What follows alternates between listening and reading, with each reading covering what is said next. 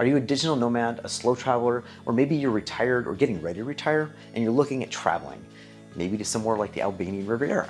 Well, before you pack those bags, let's talk about what you can expect to budget for a month-long stay or even longer.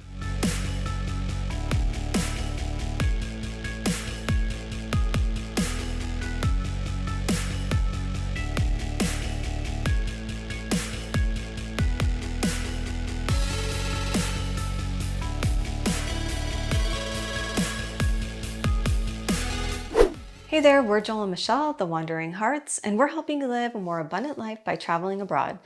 And this episode is part of our Nomadic Abundance podcast. And if you're new here, we are on a mission to help digital nomads, early retirees incorporate full-time travel or slow travel seamlessly into your work life or retirement lifestyle.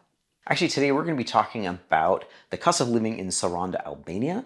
And again, this is going to be for digital nomads, if you're a part-time expat, where you're just maybe spending a couple months a year traveling abroad, or even just a full-time travel couple like ourselves, or slow travelers, then you'll definitely want to stick around because there's a lot of reasons you might want to go to Albania. In fact, it might already be on your list. The biggest reasons that we've seen and the reasons that we went were basically because we love the beach, we love the ocean. You got amazing views of Corfu Island on the Ionian Sea. The weather's pretty great. The winters are super mild. The spring and summer are fantastic. Not too hot, not too cold. And although we will say one thing, you probably want to avoid the summertime because it can get quite hot. And there's another reason we'll talk about a little later on why you might want to avoid summer. But also there's a lot of really great historical things to do there and so many activities that you can do as well beyond just beach stuff too. So we've actually spent a total of 4 months over the past 2 years living in Saranda, Albania during the off season. And we actually really loved our time there. And we do want to make sure that we highlight that these prices that we're going to be listing are for off-season because during the tourist high season, which is about mid-June to mid-September, prices can actually double or even triple. And before we get into those costs to live in Saranda, Albania, first a quick disclaimer. These are going to be just estimates and they're going to include food, accommodations, also a little bit of local transportation. We'll be including examples of some of the experiences that you can do in Saranda as well, some of those meal costs, and even like mobile phone costs a little bit later in this episode as well. We are not including costs for things like visas, especially if you're coming from a non-visa free travel country like the US or Canada. We're not going to be talking about healthcare or medical insurance or any other types of smaller common expenses. All the information that we're going to be talking about and sharing in this episode actually comes from a combination of our personal experience as well as some of our expat friends in Saranda, Albania, and through things like our research like with Nomad List and Numbeo.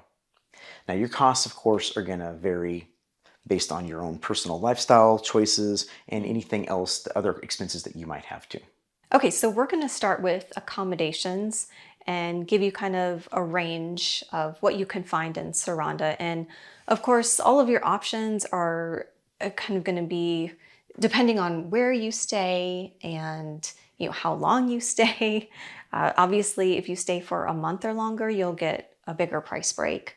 So our estimates reflect short-term rentals. That includes the utilities, water, electric, Wi-Fi, and then of course signing a year-long lease or renting an unfurnished apartment will have a bigger price break. Now when it comes to renting an apartment, generally speaking, what we're going to be talking about are furnished apartments, and these do add a little bit of extra cost, but of course you have all the comforts of home usually in these apartments as well, and they still save you a lot of money, especially when compared to hotels or even hostels, which we'll get into in just a moment.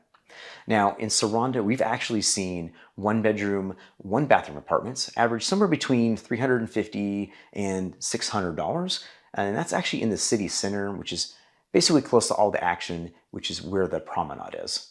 Now, if you actually want to see some examples of some of the apartments that we've just talked about in that $350 or actually I think closer to $400 to $600 price range, we actually have done a video that you can find on our YouTube channel as well. If you are interested in staying in a hostel, which can be a good idea for some people, especially if you're solo traveling, it is a great way to meet other nomads or full-time travelers. Um, from my research, it looked like there was maybe about 3 hostels in Saranda.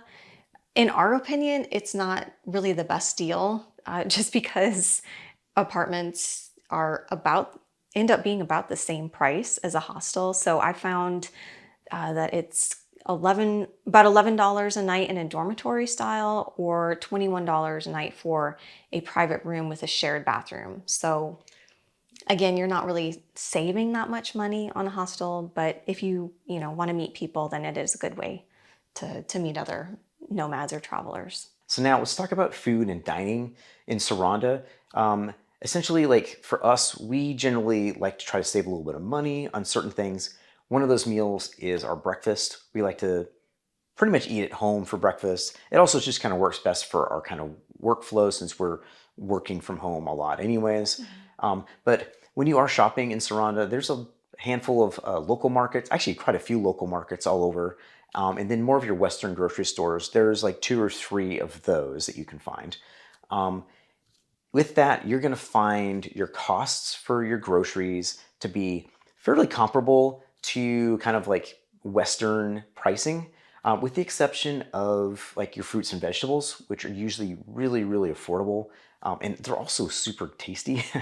So that's where you're gonna get your best deal there. There are some butchers in town as well, and we definitely would recommend going to the butcher to get all your meat. It's gonna be a lot fresher and it's gonna taste way, way better. Now, one thing to note though is that included in our groceries is gonna be all of our household expenses. And that's gonna be things like toilet paper, cleaning supplies, paper towels, just like dish sponges, things like that. We just kind of wrap that all into our grocery cost anyways, as well as maybe like a bottle of wine or 2, that kind of stuff. Now, based on how we shop and what we just talked about, like breakfast at home and maybe doing some lunches and things like that, you can expect to spend somewhere around $350 for 2 people for the month.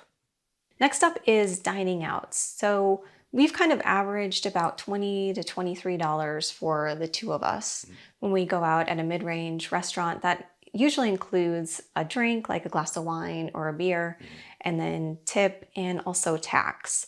So higher end restaurants are going to run you about $30 to $45 for 2 people, or $15 to $23 per person. And then fast food places, like we like to go to for like a quick lunch or something, like Slovaki or gyros or even chicken kebabs, which there's plenty of places in Saranda where you can get those. That usually runs about $6 to $15 for the both of us. Yeah, so half that for a single person. I think there's a lot of pitas and kebabs. Usually run what, $3.50 to $4. You can find those pretty much everywhere. Yeah, so really reasonable. Yeah. Now, as far as transportation is concerned, unfortunately, there's pretty limited public transportation in Saranda, and actually Albania as a whole as well. So most people actually just drive cars there, or a lot of times you'll see people on like little scooters or kind of like e-bike things, mostly scooters. So if you're like us, then you don't have a car, then you're probably gonna be depending a lot more on your 2 feet, as well as maybe taking taxis too. Now, as far as taxis and ride shares are concerned, most taxis are going to cost you somewhere around $10 to $15 US to pretty much get anywhere in Saranda. And we've talked about this in like our pros and cons video that we've done as well. You can try to negotiate with the taxi drivers, but for some reason, Saranda is just exorbitantly high in what it costs for taxi rides versus like Tirana even, which is the capital, or other parts of Albania. When we're talking about 10 or 15 bucks, we're talking about maybe getting from the port up to like Fifth Road, or maybe just across town, which is really just like a couple kilometers at most. If you want to talk more specifically about taxis and ride shares as well, there technically is a rideshare app called Kloost in Saranda, although we did try using it our last time that we were there, but we really had no luck with it at all. It did show us actually pretty reasonable prices, just like going like across town, like maybe under $4. But every time we tried to use it, there was never anyone available to like pick us up. So hopefully by the time you're watching this and you go to Saranda, maybe there'll be a lot more people on the platform and maybe the rideshare will be useful. But other than that, again, you're going to be paying basically tourist prices. So hopefully it's working by then. So if you're looking for a free way to get around Saranda, we would just recommend walking, which is usually what we do and pretty much all of our other nomad friends do as well. It's easy to get around. You can get from the center of the promenade to the north end or the south end of town within about 30 to 40 minutes. But just keep in mind that Saranda is actually quite hilly and you're going to be going up and down a lot of steps. So you might get your workout in. If you're finding this helpful, be sure to give us a like and subscribe if you're watching this on YouTube. You can also find out more information on our website, wanderinghartz.com, or you can even sign up to our newsletter for weekly tips about living an abundant life with travel. You can go ahead and just scan that QR code on the screen. All right, so now that we've gone over kind of the main cost of living, we're going to go over a couple of examples. Right, so for mobile phone and data, basically you're looking at SIM cards can be found pretty easily and for a really reasonable price. Like a physical SIM, the one that you like actually stick in your phone itself. You can get one through Vodafone, which is one of the local providers. 2,000 lek, which is about almost $22, will get you 40 gigs and 1,000 local minutes. Now, if you're like us, you use like to use the eSIMs more often. We actually tested quite a few there when we were in Albania. We'll actually have some reviews on those coming up here on our YouTube channel as well. But two examples would be like Airlo. Those eSIMs, if you're looking at maybe 10 gigabytes with data over like 30 days, will cost you right about $26.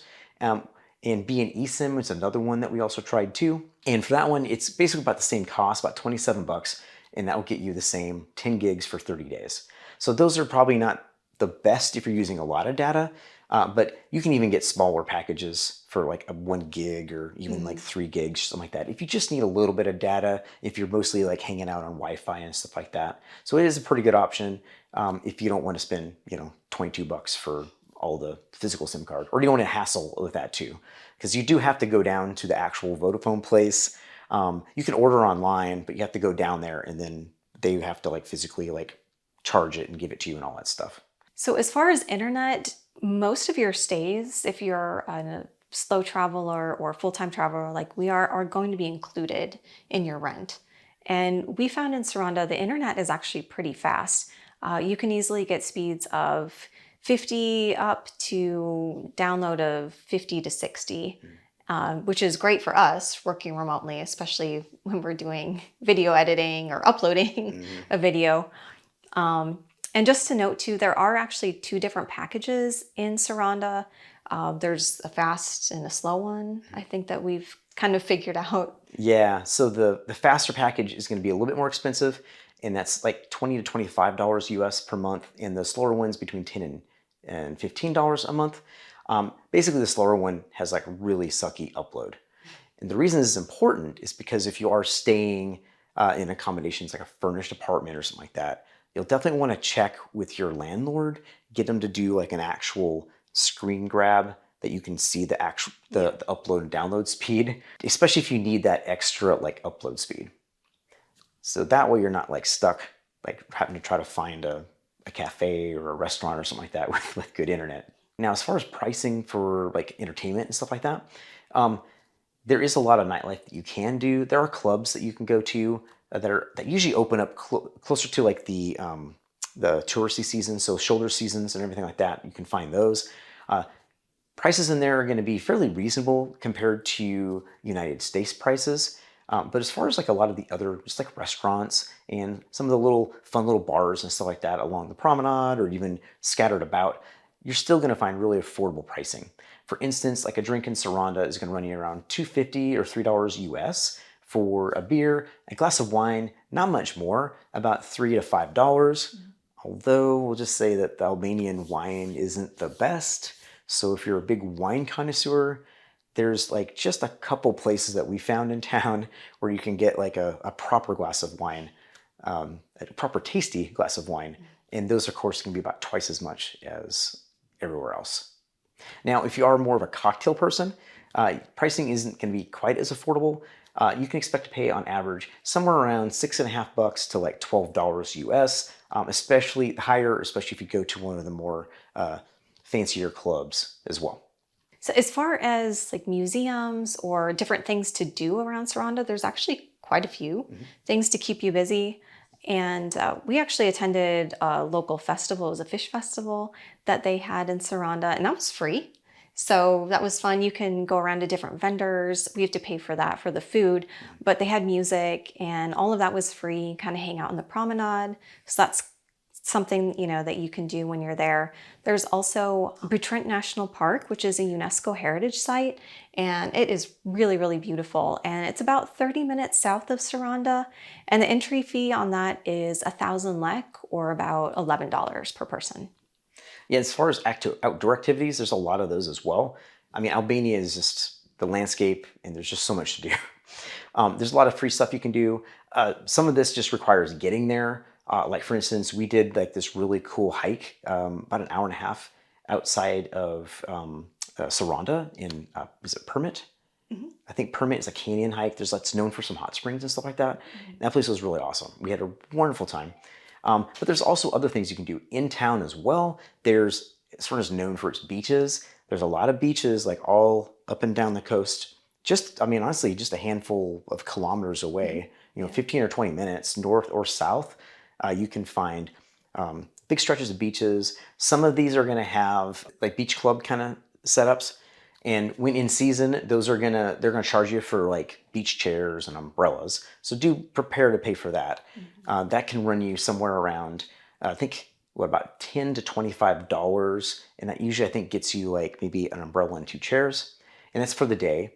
Also, there's like paddleboarding you can do right there in Saranda. A lot of people will come out and do that. There's boat tours. There's all sorts of stuff. You can do the party boat on one of the big pirate ships, and those are going to be like maybe 10 or 15 euros per person. So another thing that you can do, which is in Samil, we rented a paddle boat, which was kind of fun to take that out to some of the smaller islands. And that was about 1,500 lek, so about $16 per hour. Yeah, that was really fun because we got to do that with some of our other nomad friends as well. Actually, you can find out more about the different activities you can do in Saranda as well. If you just check out like Get Your Guide or even Viator, these are 2 really great sources for that. We do have some links in the description if you want to check those out. Yep, so using those links and subscribing is an easy way to help support us and our project, and also helps us create more content for you guys. So what can you expect to spend overall for a month in Saranda, Albania? Well, if you're like us and you're slow traveling, or you're full-time travelers, or maybe even like a nomad, for 2 people, probably set you back somewhere between $1,400 and $1,500. And again, that is going to be for short-term rental accommodations, eating out maybe 3 or 4 times a week, the groceries, including your household, as well as like maybe a little bit of local transportation.